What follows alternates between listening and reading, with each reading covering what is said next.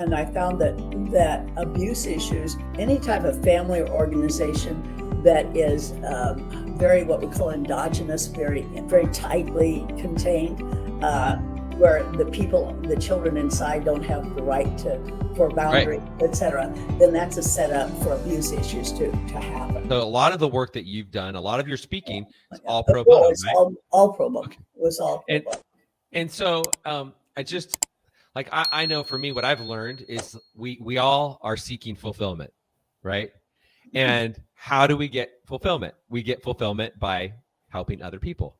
Yeah, oh, absolutely. And it's like, before we learn that, it's take. Like, I want money, I want cars, I want women, I want all these things. And then I learned, and I'm sure you learned as well, it's by being of service and by helping other people and by telling your story. You didn't have to receive monetary compensation to gain a huge amount of value out of all of those talks that you gave. Well, and as I mentioned to you earlier, when I gave those talks, there would be lines of people for hours afterwards lined up wanting to talk to me, weeping and saying to me, you're the first person I've ever been able to tell this to. And I've never been able to, or I have told somebody else, and they told me not to ever discuss it again. And so it was amazing that the response was just intense. And so one of the things that Dr. Earl and I discussed at great length, he said, and I just said to him, I'm feeling like it's almost unethical for me to continue to give all these talks, especially on national TV, when everybody's saying, where do I go for therapy? Where can I find somebody that knows how to treat trauma and how to do this? And the therapists weren't there. The therapists were there, but they weren't trained. And so I was really encouraged to really continue to develop my method and do training of therapists. So I started doing Murray method. I didn't call it Murray method back then. But actually Dr. Earl and his son, Dr. Marcus Earl, who is the director at PCS, were among my very first students. And so we did that in the early 80s, mid 80s. And then I also met Dr. Patrick Carnes, and he and Dr. Earl and I did lots of presentations together on the early days of sex addiction issues because of the work I was doing in the prison. That all combined together. So we did a lot of that in the 80s. And so I ended up then training therapists and seeing clients all through the 80s and the 90s. And then I started working. I started being asked to teach at a university here, Ottawa University, I'm sure.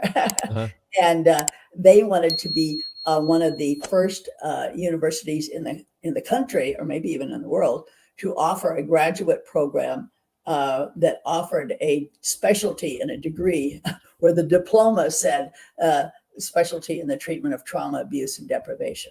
So I started that in '97. And taught there for 7 years.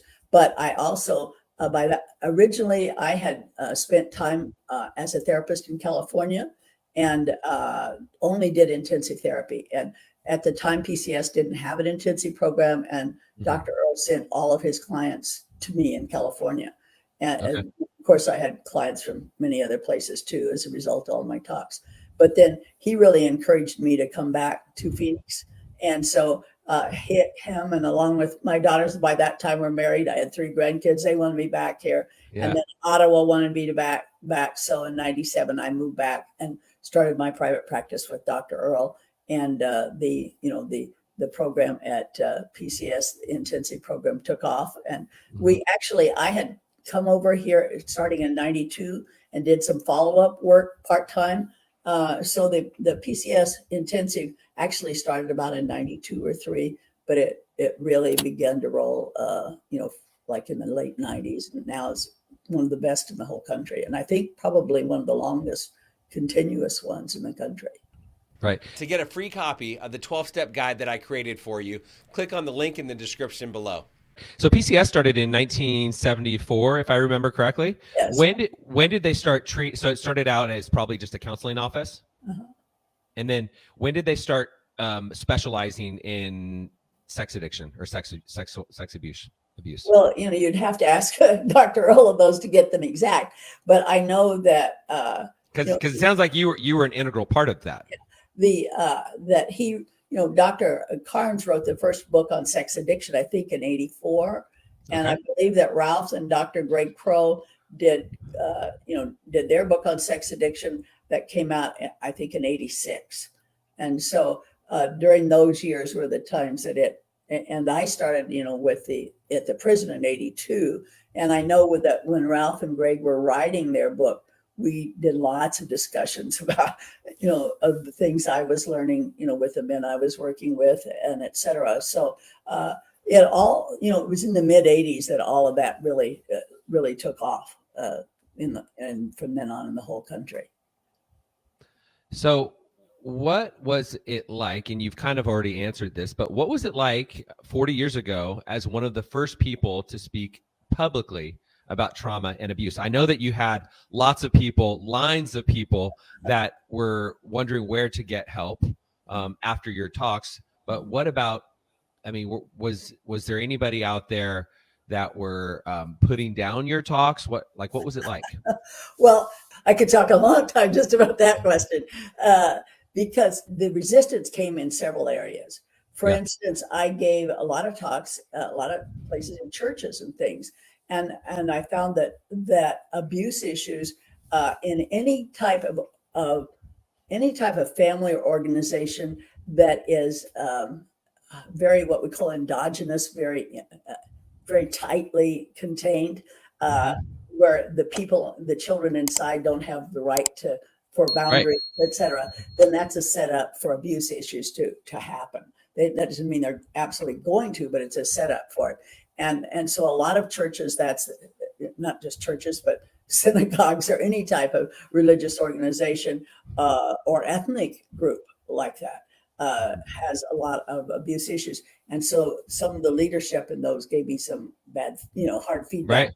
You mustn't talk about this. This will give the world the opportunity to criticize us, and et cetera. So that one, right? Because it's remember, just like you said earlier, it's keep it quiet, don't talk about it. Exactly. It's like stuff it and put it in the corner and don't ever talk about it. A lot of it was, like I said, the baseline for normal too. Right. Sex and sex abuse was not on people's baseline for normal at all. Right. Back then. And another thing would have been from the academic community. Everybody was not. I shouldn't say everybody, but a lot of the majority were cognitive behavioral, strictly cognitive behavioral. I think that at ASU they were talking about calling it Skinner Hall. Okay. And so the idea of everything was you deal with today. You just deal with today. If you got value from this video, if you heard what you needed to hear, be sure to like it. Comment if you've got a question or you have something to say. Subscribe to the channel. Camelback Recovery provides treatment services for people struggling with mental health, mental illness, addiction, alcoholism, whatever it may be. So if you or a loved one is struggling and you need some guidance and you need some direction, reach out to us. Our contact information is down below, or you can go to our website, CamelbackRecovery.com, whether it be detox, inpatient treatment, outpatient treatment, sober living, recovery coaching, sober companion services, whatever it may be. Like I said, we can either help you or make sure that you get sent in the right direction. We help people all over the country, all over the world for that matter. I'll see you on the next video.